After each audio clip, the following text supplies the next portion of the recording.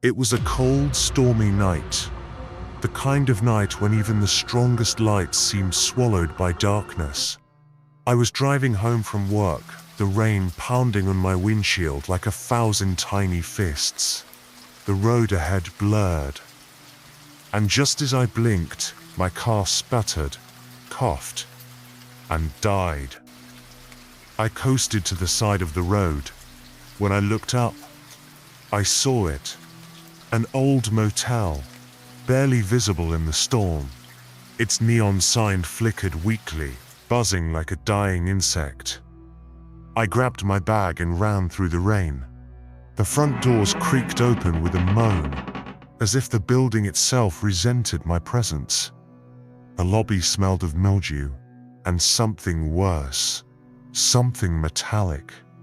The wallpaper peeled like rotting skin, and yet, something drew me deeper. The hallway stretched ahead, dimly lit by bulbs that flickered in random bursts. I counted the doors as I passed. Room 1, Room 2, Room 3, every door shut tight. Until I reached room number 6. It was slightly open, just enough to show a crack of pitch-black darkness inside. Every instinct screamed, "Don't go in," but curiosity has a voice louder than reason. I pushed the door. It groaned loudly, echoing through the empty hall. Inside, the room was coated in thick layers of dust. Cobwebs draped across the ceiling like torn curtains. The bed was broken, the mattress stained with something dark. But on the small table was a mirror. It was out of place, clean, polished, untouched by time. Drawn to it, I stepped closer. At first, I saw only my reflection, my tired eyes, my wet hair sticking to my forehead. Then, behind me, a figure. A woman. Her eyes were empty sockets, her skin pale, stretched tight across her skull. She stood still, except for her lips. They moved, whispering something I couldn't hear.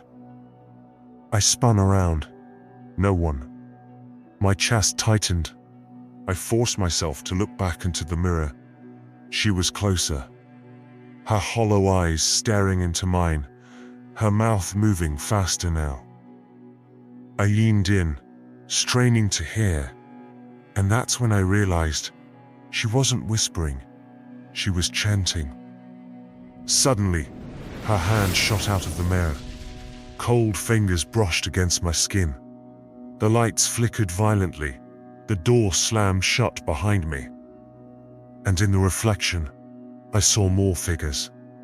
Shadows crawling from the corners of the room, moving toward me. I stumbled back. The chanting grew louder, echoing in my skull. And then, everything stopped. The woman leaned so close to the glass her face nearly pressed against it. Her voice clear now. "You should never have come here." The mirror shattered. I threw my arms up to shield myself, but when I looked again, the room was empty. No mirror, no woman, nothing. The door creaked open behind me.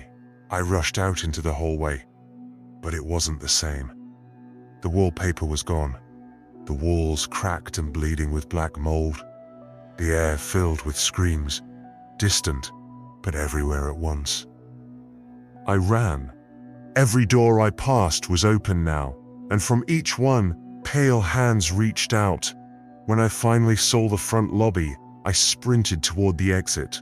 The doors burst open, and I collapsed outside into the rain. But as I turned back, the motel was gone.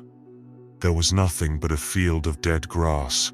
My car was working again, the headlights shining. I jumped inside and sped away, my heart pounding. But in the reflection of my rearview mirror, I saw her, sitting in the back seat. And she whispered one last time, "You belong to room number 6 now." If you made it to the end, you're braver than most. Subscribe for more terrifying stories, if you dare.